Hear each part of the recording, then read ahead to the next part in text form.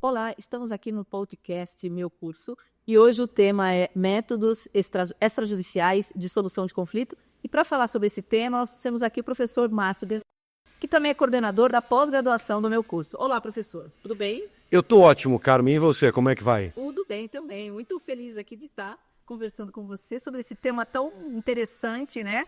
E empolgante. Nós estávamos já divagando. Já estava divagando aqui, né, Luiz? Então, professor, vamos começar. A gente conversou antes a respeito de contextualizar um pouco o que é esses meios, esses métodos extrajudiciais de solução de conflito, que vão entrar aí a arbitragem, conciliação e mediação. Considerando que no Brasil isso não é novo, né? Isso parece que já tem até desde a Constituição de 1824, imperial, já existiam essas possibilidades, né? Então, gostaria que você começasse a falar um pouquinho sobre isso. Olha, Carmen, na verdade, a arbitragem especificamente, ela é um instituto muito antigo. Se a gente voltar numa linha do tempo, a gente chega à Grécia Antiga, quando a gente já tinha a figura da arbitragem, e existe até uma discussão, quem nasceu antes, o ovo ou a galinha, arbitragem ou o juízo estatal, né? Porque, na verdade, quando você vai lá para a Grécia Antiga, de novo, você já tinha a figura dos árbitros.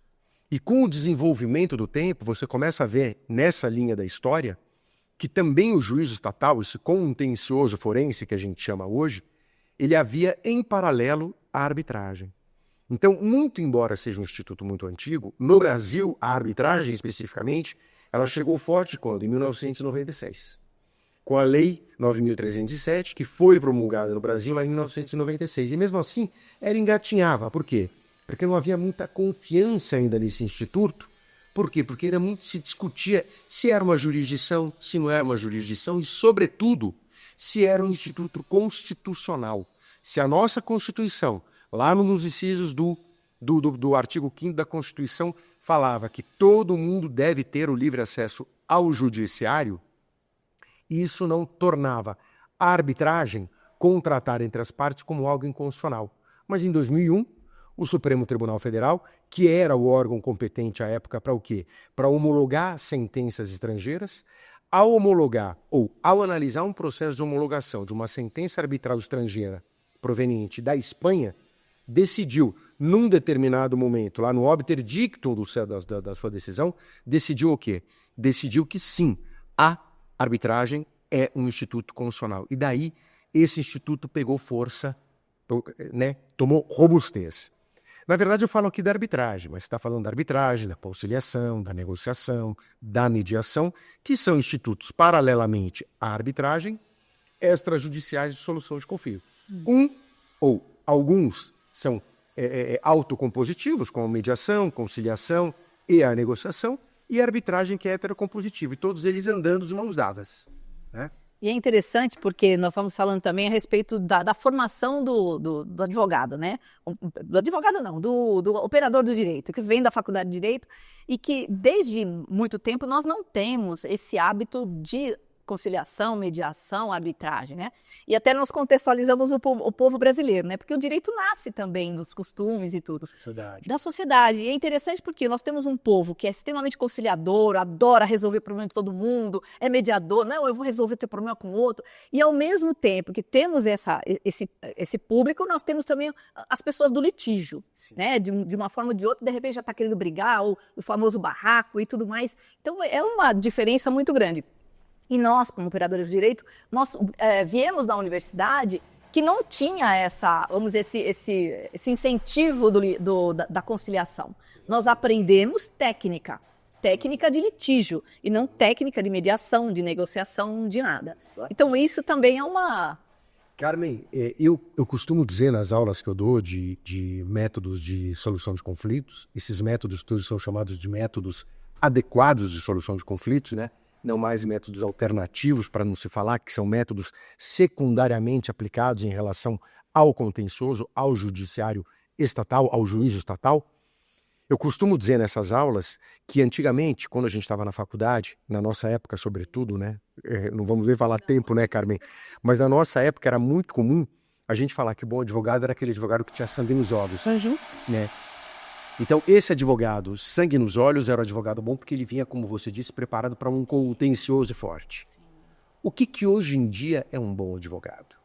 A meu ver, um bom advogado hoje, ele é detectado a partir do momento em que ele senta numa mesa com o seu cliente se apresenta, o seu cliente apresenta o seu caso, esse advogado ele vai analisar quem é o cliente, esse advogado ele vai analisar qual é o caso, esse advogado vai analisar a parte contrária e esse advogado vai analisar todas as opções que existem para esse caso específico de conformidade com as peculiaridades desse caso e das partes envolvidas.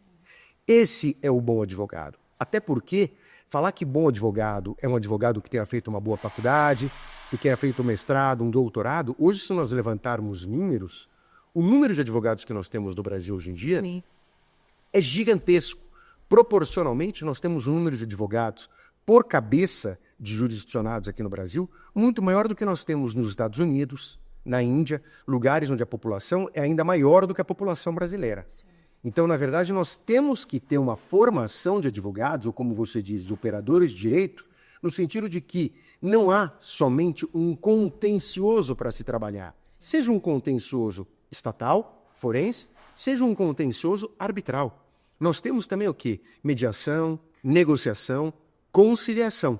Mas aí, Karen, a gente entra numa questão que é o preparo também dos profissionais que atuam como operadores mediadores, conciliadores, que, a meu ver, nós ainda precisamos labutar muito no sentido de ter uma qualidade desses operadores. É verdade. E é interessante também o fato de que quando nós ficamos muito nesse litígio, né, que nós fomos preparados para isso, a distância que a gente fica daquilo que da tutela jurisdicional buscada pela parte, né? A parte vem com uma situação, traz para nós, aí o que acontece? Nós vamos para o litígio, e aí nós vamos brigar, é técnica, né? Então o direito parece daquela pessoa, aquilo que ela foi buscar, nós vamos brigar no tradicional, né? Ao invés de esse advogado, vamos dizer, completo, que é ouvir essa história, vamos ouvir a outra parte, porque o advogado é o primeiro juiz da causa, né? Sem dúvida alguma. Então, assim, ele precisa de ouvir e entender todas as possibilidades, o que é melhor para o cliente. Sim. Ao invés de, antigamente, não, vamos brigar. Exatamente. E uma coisa que o advogado, isso eu tenho feito muito hoje com meus potenciais clientes, aqueles clientes que ainda não me conhecem. Eu sento com eles e eu informo a eles que muito melhor você, antes de uma boa briga, pensar nem que seja num médio acordo. Não num não acordo, mas pelo menos num médio acordo. Por quê? Porque a partir do momento em que você entra num contencioso, seja na arbitragem, seja no juízo estatal, você perde por completo o controle daquilo que é seu, que é o seu direito. E aí você passa o teu direito, toda a tua ansiedade e tudo aquilo que é teu, às mãos de um terceiro neutro. Eu, quando eu funciono como árbitro, sobretudo quando eu funciono como árbitro único, que existe essa possibilidade de arbitragem, ter um tribunal arbitral único. Eu tenho muito cuidado no momento de analisar um processo. Por quê? Porque no momento em que eu analiso um processo, quanto mais simples é a parte, quanto mais hipossuficiente é essa parte, mais aquele direito que está sendo discutido, normalmente ele é o quê? Ele é tudo na vida daquela pessoa. Então a pessoa entrega muitas vezes o seu tudo à mão de um terceiro neutro, que nem se sabe qual que é a formação efetiva desse terceiro neutro que vai julgar aquele caso. Então tem que se tomar muito cuidado. Mas aí, de novo, Carmen, tenho que tomar cuidado para não entrar numa boa briga. Sim. Porque eu perco o controle daquilo que é meu, que é o meu direito. Sim. Mas, ao mesmo tempo, eu tenho que ter um bom preparo de mediadores e de conciliadores. E eu tenho visto que privativamente, então, câmaras de mediação, câmaras de conciliação, que são essas câmaras privadas, elas têm uma lista de mediadores, de conciliadores, que são muito preparados. Nos SEJUSCs, que são as câmaras que eu chamo de câmaras públicas de mediação e de conciliação, nós até temos mediadores e conciliadores bons. Porém, há casos que são, a meu ver, absolutamente inaceitáveis. Semana passada, semana retrasada, participei de uma audiência em SEJUSC, num caso de família, que é um caso que se leva também muito para o pessoal, e na verdade era uma audiência de mediação, não de conciliação. A mediadora, ela num determinado momento, ela viu que não havia efetivamente uma possibilidade de acordo entre aquelas partes. Os advogados das partes pediram, vamos terminar a audiência então, já que ela falou, não, eu tenho que terminar meu checklist porque eu estou em estágio. Meu Deus. Quer dizer, isso, a meu ver, é inaceitável uma juíza de vara de família designar ou determinar o encaminhamento de um processo de família, divórcio, com guarda, com alimentos, para um sejusque, onde não há, ou onde há um mediador em estágio e, portanto, absolutamente incapaz, incompetente para aquilo que está fazendo. Perde-se o tempo das partes, perde-se o tempo dos advogados. Então, isso é vou usar uma palavra aqui, uma palavra popular, isso é um bolo entre todos os envolvidos. Todos têm que estar muito bem preparados e todos têm que colaborar. É a questão do juízo de cooperação que a gente tem no Código de Processo Civil. É a questão do diálogo que tem que haver entre o juízo arbitral e o juízo estatal. Ou seja, tudo é diálogo, tudo é colaboração. Exatamente. É muito legal tudo isso, né? Maravilhoso toda essa possibilidade. Eu acho que isso é muito século XXI, né? Essa coisa da conciliação e entender, e aí eu entro com a psicologia, não tem jeito, né? E entender essa dor, né? Porque a pessoa está com uma dor, um divórcio ainda, com todas essas questões envolvidas, precisa de olhar para isso, né? E querendo ou não, existe ali uma briga entre os dois, existe amor ainda, existe raiva, existe uma série de coisas tramitando por ali, e o mediador precisaria, a meu ver, né, eu acho, ter essa amplitude. Como advogado também hoje, eu acho que tem que ter, porque o advogado é um pouco psicólogo também, ele acaba ouvindo uma série de histórias. Mas aqui eu gostaria de colocar um outro quadro que é interessante, porque quando a gente fala em arbitragem, ser justo, que fica uma coisa meio... Então, vamos colocar os meios ou os métodos adequados de solução de conflito como um gênero e duas espécies. A primeira espécie é a via judicial, que tem um trâmite. E a segunda espécie é a via extrajudicial, que tem outro trâmite. Então, acho que é legal diferenciar um do outro. Eu faria o seguinte, Carmen, eu faria a seguinte bifurcação ou trifurcação, se é que eu posso falar dessa forma. Dentro daquilo que é meio adequado de solução de conflitos, eu teria os meios heterocompositivos e os meios autocompositivos. Nos meios heterocompositivos, eu ainda bifurcaria para o quê? Para o meio judicial e o meio extrajudicial, que seria o quê? A arbitragem. E, no caso das autocompositivas, das possibilidades autocompositivas, eu teria o quê? A negociação, a mediação e a conciliação. E eu tenho ainda uma outra forma de... Aí, no caso, é muito mais a evitar um litígio do que efetivamente solucionar um litígio, que são os dispute boards, que são, na verdade, comitês julgadores normalmente utilizados em contratos de grande complexidade. Então, em contrato, por exemplo, de construção de uma linha X do metrô no estado de São Paulo, na cidade de São Paulo. Então, institui-se um comitê de julgamento, esse dispute board, para o quê? Para, durante toda a consecução do contrato, esse comitê ele estar ativo e não ser chamado pontualmente, ele está sempre ativo para o quê? Para evitar qualquer eventual briga ou conflito que haja em relação àquele contrato de infraestrutura. Ou, havendo, não sendo possível evitar, esse comitê ele vai ser aquele que vai julgar entre as partes e, uma vez dada a decisão por esse dispute board, as partes vão estar vinculadas a essa decisão. Aí existem tantas questões envolvidas nos dispute boards, técnicas, que eu não vou entrar agora, porque não é o objeto do nosso podcast, mas eu tenho que lembrar também essa figura do dispute board como uma forma de composição ou de até evitação de conflitos entre as partes. Então, existem inúmeras possibilidades. Inúmeras possibilidades. E que, na verdade, os operadores do direito, eles têm que ter todas essas muito bem delineadas, né? Todas essas possibilidades muito bem delineadas, para saber, voltando àquele caso do potencial cliente, para saber o que é aplicável àquele caso do cliente naquele caso específico. Exatamente. E é interessante, né? Porque, e aí, eu não queria puxar agora, mas a pós-graduação você vai trazer todos esses temas também? Então, no pós-graduação que a gente tem aqui no meu curso, Carmen, nós fizemos o quê? Nós fizemos diversos módulos, na verdade são diversas aulas.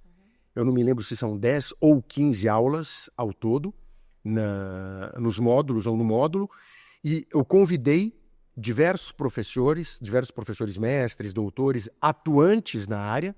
Então, tem aula de dispute board, tem aula de mediação, de conciliação, de negociação.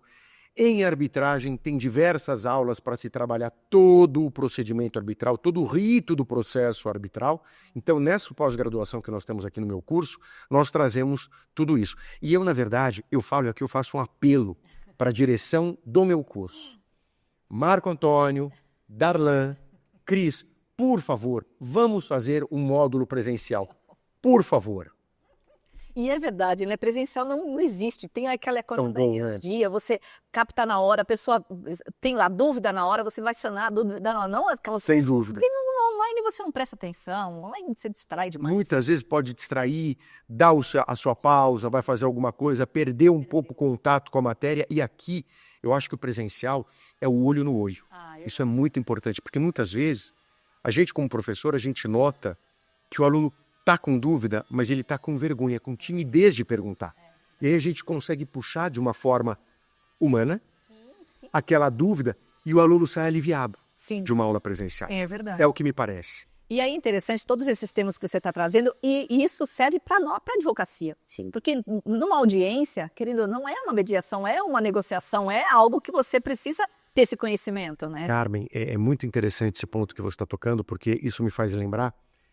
Há 2 anos eu tive um caso de família aqui no Fórum Central e faço questão de falar o nome do juiz, porque ao mesmo tempo que nós fazemos as reclamações do que deve ser mudado para melhor, nós devemos trazer exemplos do que já é ótimo. Há um juiz na 10ª Vara Civil do Fórum Central aqui de São Paulo, o Dr. Paulo Nemer.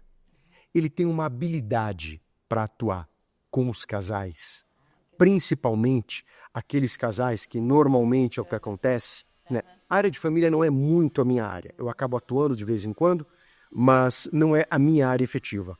Mas o que me chamou a atenção nesse juiz, o Dr. Paulo Nemer, foi a forma como ele conseguiu, em um caso que não havia a mínima possibilidade de acordo, ele conseguiu compor as partes. Se isso fosse para um sejusque da vida, com todo respeito a esse instituto, a esse departamento do Poder Judiciário, não teria sido alcançado esse acordo, como o Dr. Paulo Nemer, da 10ª Civil da 10ª da Família do Fórum Central de São Paulo, conseguiu obter. Foram 4 horas e meia de uma audiência, não de oitiva de testemunhas nem de depoimento pessoal, de tentativa de conciliação. E foi chegada a uma linda conciliação entre as partes. Mas isso existe muito jogo psicológico, existe a negociação aí é muito... E o Dr. Paulo Nemer, ele simplesmente, parece que ele depõe as armas do ego e ele faz com que as partes assim também o façam. Então as partes, perante o juiz, elas se sentiam, o que eu senti como advogado participante daquela audiência, é que as partes, naquele momento, elas se sentiram desconfortáveis de litigar. Porque viram que o juiz não deu espaço para isso. Olha a capacidade da autoridade em fazer com que as partes se sintam confortáveis a compor, a transacionar e a não litigar, que é a cultura do brasileiro. Sim. Litigar. Que muitas vezes quem faz isso são os advogados, que fazem com que as partes se litiguem. Porque as partes muitas vezes nem querem. Mas para o advogado é mais interessante litigar. Olha a falta de bom senso de um advogado quando assim atua. Não, e é interessante pelo seguinte, porque nós estávamos falando isso também, a respeito de foge daquilo que as partes querem. Né? Não adianta ficar discutindo técnica o tempo todo, levar 10, 15, 20 anos até o Supremo, para quê? É isso. Quem ganha com isso é só advogado, que de repente o nome é citado num periódico jurídico, porque de repente ele consegue fazer valer uma tese dele. Isso me faz lembrar também um outro caso, Carmen, sei que eu posso dar um outro exemplo. Eu fui procurado por uma família e essa família teve um problema com a mãe, porque um dos filhos, era uma família composta por 5 ou 6 filhos, e um desses filhos, um filho muito problemático, ele deu de presente para a mãe a posse de um apartamento. Deu a posse de um apartamento, no momento em que ele deu a posse de um apartamento muito bacana, no bairro de Santana, no momento em que ele deu a posse desse apartamento, ele fez um vídeo com toda a família presente, falando, mamãe, esse presente é para você, esse presente é para você. Depois de 2, 3 anos, acho que deve ter tido algum problema financeiro, algum problema familiar, eu não sei o que aconteceu. Esse filho quis o apartamento ou a posse desse apartamento de volta porque disse que queria vender esse apartamento. Quando eu fui procurado pela família, eu falei, primeiro vamos tentar um acordo. Tentamos um acordo de todas as formas, não chegamos a uma composição, tendo em vista que uma das partes envolvidas era irracível. O que eu tive que fazer? Entrar com uma ação. O que eu fiz, Carmen? Eu entrei com uma ação pedindo o direito de habitação sobre esse imóvel vitalício para a mãe. Nós sabemos que o direito de habitação, pelo Código Civil, é um direito deferido a quem? A cônjuge e a companheiro em caso de morte, ou em caso de separação, a depender da situação.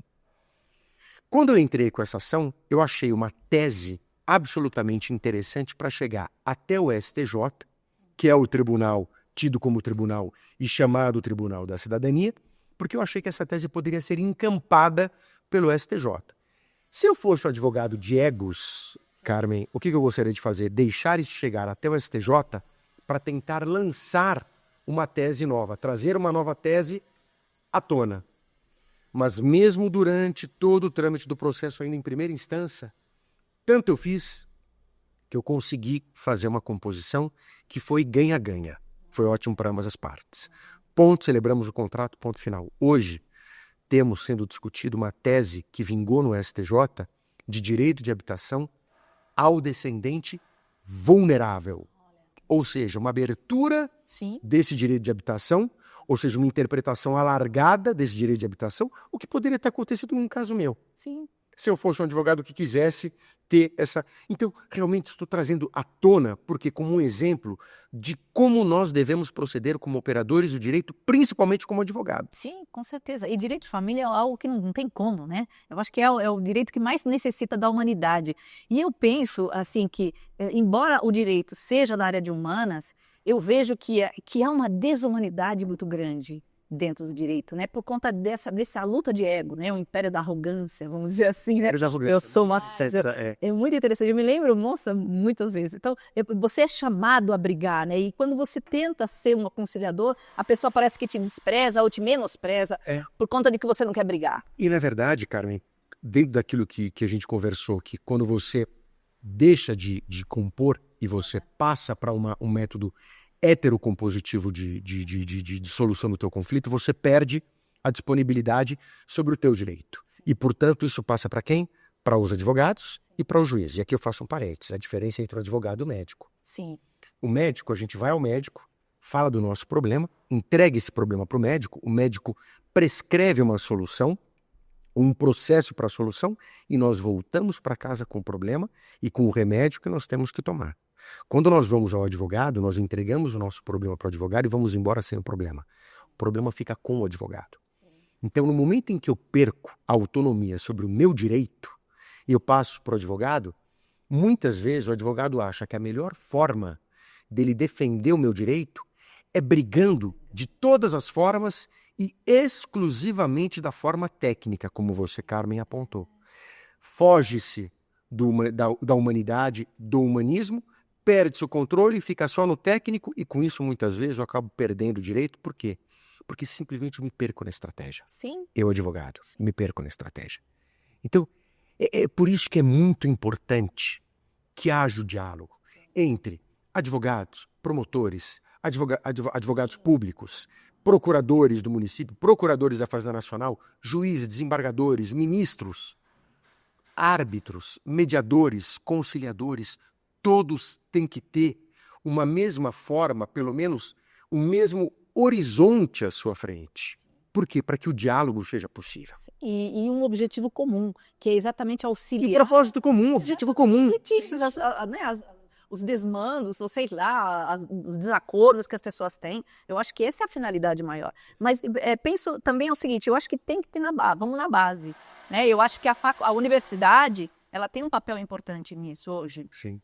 Teve um evento agora, há coisa de 2 meses, na USP, capitaneado pelo professor Kazuo Watanabe, que é uma das entidades, né, da área da solução extrajudicial de conflitos, ou autocompositivas.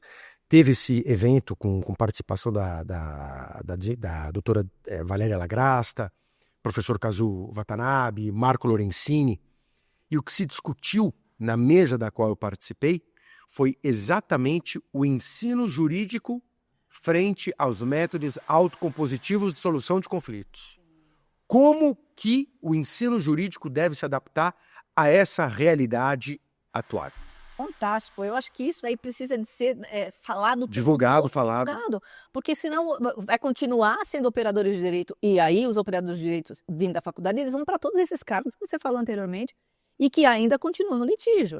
Então, assim, eu também concordo, mas isso acho que existe em todas as áreas, né? Se você pegar um hospital também, né? Na verdade, o que a gente precisaria é essa transdisciplinaridade, multidisciplinaridade. Um coligado ao outro. O advogado tem a sua importância, o juiz, o promotor, o procurador, todos, mas todos unidos para um objetivo comum. Sem dúvida. Né? Que é auxiliar a população. E parece que a gente fica tão distante disso. Mas, enfim, eu acho que também, além da faculdade, da universidade, dos bancos da universidade com matérias, eu acho que também a desmistificação dessa composição fora do judiciário, porque o mito sentença, mito juiz, mito fórum, né, o processo, eu acho que isso é um mito. Precisa de desfecho, né? É verdade. Tem que ser quebrado, né? Tem que ser quebrado e tem que se ter... Daí essa questão da denominação que muito se trabalha hoje em dia, que é não mais meio alternativo, como eu te disse, mas sim meio adequado. Porque todos são meio adequados, né? Então o tal da justiça multiportas, que foi assimilada pelo Código de Processo Civil de 2015, que é o código em vigor. Então realmente a gente tem que esquecer um pouco de que tudo é melhor ou venha a ser melhor nas mãos do juiz. Não, muitas vezes pode ser muito pior, tendo em vista o volume de trabalho dos juízes, muitas vezes juízes que não são tão qualificados tecnicamente para aquele determinado assunto sobre o qual ele vai ter que atuar. Então, realmente, eu acho que a gente tem que ter, e isso deve acontecer, ou pode acontecer, essa desmistificação de que tudo está no judiciário através do quê? Da difusão de um conhecimento, mas da difusão de um conhecimento de forma séria, com pessoas sérias. Eu acho que tem uma questão também que a gente tem que ter muito no nosso radar, Carmen, que é doutrina. A doutrina, no mundo do direito, é um dos tripés que nós temos para orientação de uma sociedade. Então nós temos jurisprudência, nós temos lei e nós temos doutrina. Só que isso não é uma questão só no Brasil, isso é uma questão mundial. A professora Teresa Rudalvin me encaminhou eu fiquei muito honrado com isso, me encaminhou um texto que ela vai agora levar para um evento do qual ela vai participar, que vai ser publicado num periódico ou num livro em homenagem a um processualista chamado Roberto Berizonço. E esse artigo dela fala exatamente dessa questão da doutrina, como a doutrina, de uma certa forma, ela está sendo banalizada. Então, há muita doutrina hoje em dia. Há muita doutrina. Lembrando, gente, que doutrina já é um coletivo, não precisamos falar em doutrinas. Falamos em doutrinadores, mas em doutrina, tá? Então, a doutrina, ela tem sido, de uma certa forma, banalizada. Por quê? Porque muita gente escreve sem o cuidado de o que é que aquilo vai acarretar nos jurisdicionados. Então, a doutrina, ao escrever, ela tem que legitimar a sua escrita a fim de que aquilo efetivamente seja utilizado como o quê? E aí é que vem a questão do tripé. Pelo judiciário, no sentido de embasar suas decisões. Porque se nós pararmos para analisar, atualmente, o número de citações à doutrina é muito menor proporcionalmente do que acontecia antigamente. Por quê? A meu ver, exatamente em virtude da banalização. Temos doutrina muito boa e sabemos disso, mas também temos doutrina que deve ser evitada. Então, essa boa doutrina, difundindo essa desmistificação que deve ocorrer em relação ao judiciário e trazer as benesses dessas formas autocompositivas e de outra forma heterocompositiva de solução de conflitos, que é a arbitragem, isso é muito salutar para os jurisdicionados. Com toda certeza. Nossa, tem muita coisa, não? Muita coisa. Que coisa maravilhosa. Muita coisa. Tem uma outra coisa. Nós falamos da pós-graduação, né? A pós-graduação, ela basta assim escrever e iniciar, o início é imediato, é isso? Sim, na verdade, esses cursos de pós-graduação também, eu particularmente, Márcio Bellocchio, eu entendo que nós temos que tomar muito cuidado com o curso de pós-graduação que nós escolhemos. Hoje, com as possibilidades de EAD, há inúmeras e infinitas possibilidades. Então, na verdade, o pós-graduação, a partir do momento que você queira ir para um curso de pós-graduação, o que eu aconselho a um pretendente de pós-graduação a fazer? Analisar a seriedade da instituição que oferece esse curso, qual é o corpo docente, saber qual que é a formação do corpo docente, analisar o conteúdo programático desse pós-graduação. Então, eu posso dizer com muito conforto do pós-graduação no meu curso, naturalmente.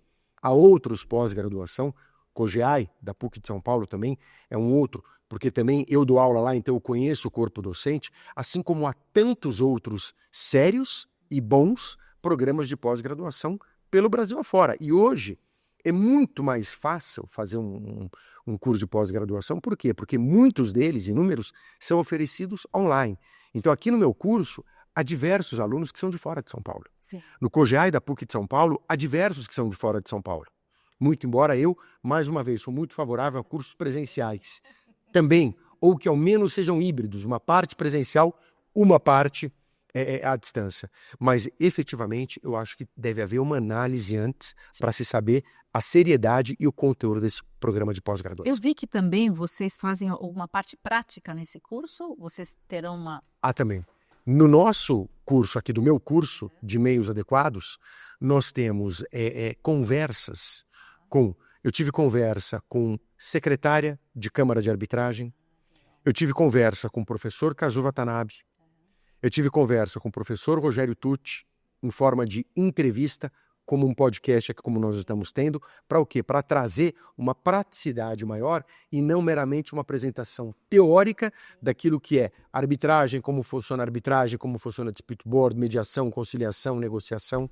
Então nós temos um híbrido entre teoria e prática no pós-graduação de meios adequados de solução de conflitos no meu curso. Maravilhoso, muito bom mesmo. Eu acho que é isso. E uma pergunta também que eu coloquei aqui, se nos estágios da faculdade, por exemplo, não existe, eu não conheço nenhuma faculdade que o estágio você pode fazer numa câmara arbitral, por exemplo. Não conheço, desconheço também. Deveria ter, sim, né? Deveria ter. Eu acho que as faculdades elas estão se abrindo. Há faculdades que, ao que eu vejo, eu não dou aula em graduação. Eu não dou aula em graduação, Carmen, porque eu acho que falta um pouco mais de preparo de alunos de graduação para levarem a sério e respeitarem o corpo docente. Há um número bacana, bom, de alunos que respeitam, mas um tanto número que não respeita, e eu particularmente não tenho muita paciência para isso, porque afinal de contas eu olho o aluno com aquela possibilidade de aprender e não respeitando, não admirando aquela oportunidade, eu realmente não admiro uma pessoa dessa. Então eu prefiro não dar aula em graduação e mais esporadicamente, a fim de não ter problema com o corpo discente, né? Mas eu noto que quando eu dou aulas esporadicamente em graduação de algumas faculdades, eu noto que há faculdades que são um pouco mais modernizadas no sentido de o que é o estágio durante a faculdade. Então, há faculdades que mudaram um pouco esse olhar do estágio, mas especificamente um estágio numa câmara de arbitragem, numa câmara arbitral, eu desconheço que alguma faculdade assim o faça. Seria muito interessante que fosse, não sei também se não há, e seria interessante se não houver que haja estágio Sejusc, estágio de câmara de mediação, câmara de negociação, de arbitragem, assim como há o estágio que faz com que os alunos, isso até da nossa época, né, que nós tínhamos que ir a uma audiência judicial para acompanhar uma audiência de instrução, uma audiência de conciliação, né? Sim, tinha até a carteirinha da OAB, lembra? A carteira. Para carimbar. A carteira de estagiário, né? Eu tinha. Nossa, muito legal. E aí uma outra coisa, puxando aqui em conciliação, vamos puxar um pouquinho para a Justiça do Trabalho, que querendo ou não, ela nasceu dentro dos sindicatos e tudo mais, da conciliação, mas também que não chega no ideal que precisaria, porque as conciliações tentativas são... Mas então, o que eu aprendi hoje com uma colega minha que inclusive, colega e amiga, que inclusive dá aula de Direito do Trabalho aqui no meu curso, que é a Débora Marcontes, ela me contou, ela me ensinou, porque eu não faço Justiça do Trabalho. Ela me ensinou que atualmente na Justiça do Trabalho, com a reforma trabalhista que houve agora há poucos anos atrás, há a possibilidade de se ajuizar um pedido perante a Justiça do Trabalho, no sentido de que seja designada uma audiência para as partes se comporem, única e exclusivamente para que as partes tentem se compor. Ou seja, é um pré-litígio, não sendo necessária a continuidade com o litígio. E não é aquela audiência inaugural que nós temos no processo civil, que é aquela audiência de tentativa de conciliação ou de mediação, prévia até ao próprio oferecimento de contestação da parte ré. Então, na trabalhista existe hoje essa possibilidade. Exatamente, essa pré-possibilidade de as partes transigirem, o que eu achei extremamente interessante. Muito legal. Eu, particularmente, eu tenho algumas questões com a Justiça do Trabalho, mas essas questões que eu tenho com a Justiça do Trabalho, elas decorrem, na verdade, da minha atuação antiga, porque eu atuei há 35 anos na trabalhista, não atuo mais. E o que eu vejo é que a trabalhista se modernizou muito. Tem um juiz do trabalho no mestrado da PUC, ou seja, no pós-graduação estrito sensu da PUC aqui de São Paulo, é um juiz do trabalho, eu não me recordo o nome dele, mas Carmen, a preparação desse juiz, ele é gaúcho, mas a preparação dele é uma coisa de babá. O que esse rapaz, ele é preparado com a técnica principalmente de precedentes vinculantes ou não vinculantes no âmbito da justiça trabalhista, estadual, o que que seja. Ele é extremamente preparado. Então, o que eu vejo é que a trabalhista mudou muito no decorrer. Mas é que ela já nasce com essa coisa da conciliação, né? Conciliação. Da conciliação. Lembra os vogais? Sim, os vogais, exatamente. Já nasce dos vogais. O vogal do reclamante, do reclamado. Era muito interessante, porque depois acabaram tirando É verdade, né, cara? Eles vão combinar. Eu, as audiências que eu fiz trabalhista, os vogais faziam nada. Nada. Então, na verdade, mas tinha essa principiologia. Exato. Eu acho de atuação em prol da tentativa da composição. Muito bem lembrado. É verdade. Então, ela já nasceu com isso. Então, eu não sei porque aqui na esfera civil ela demorou tanto, né? Mas estamos caminhando aí, né? Ai, maravilhoso, professor. Olha, você já viu que nossa conversa aqui... Ih, poderia ir dia fora. Então, eu acho que é isso, né? Eu agradeço demais a sua nossa contribuição. Estou aprendendo sempre, né? A gente sempre aprende. Muito bom. Eu indico vocês fazerem aqui a pós-graduação, se inscreverem na pós-graduação do professor Márcio Belloc, que é muito importante. E agradecer, né, a participação do professor e do meu curso aqui. E convidando vocês para o próximo episódio que a gente vai trabalhar aqui com o pessoal no podcast Meu Curso. Então, obrigada, professor. Carmen, muito obrigado pelo convite. Fiquei muito honrado com o convite. Eu gostei muito da minha participação aqui com você. Achei que foi um bate-bola gostoso. Bom. E como a Carmen falou, para vocês que têm interesse em pós-graduação, o que eu posso já é adiantar aquilo que eu falei para vocês. Meu curso é algo absolutamente indicado. Não só naquele que eu coordeno, que é meios adequados de solução de conflitos, mas em todos os programas oferecidos pelo meu curso. O que eu sei é que essa casa é muito séria. Venham para cá, sim, com certeza vale a pena. Muito obrigado, meu curso. Muito obrigado, Darlan. Muito obrigado, Marco. Muito obrigado, Cris. Um beijo para vocês. Carmen, um beijo para você. Muito obrigado. Obrigada, professor. Até mais, gente. Até. Tchau.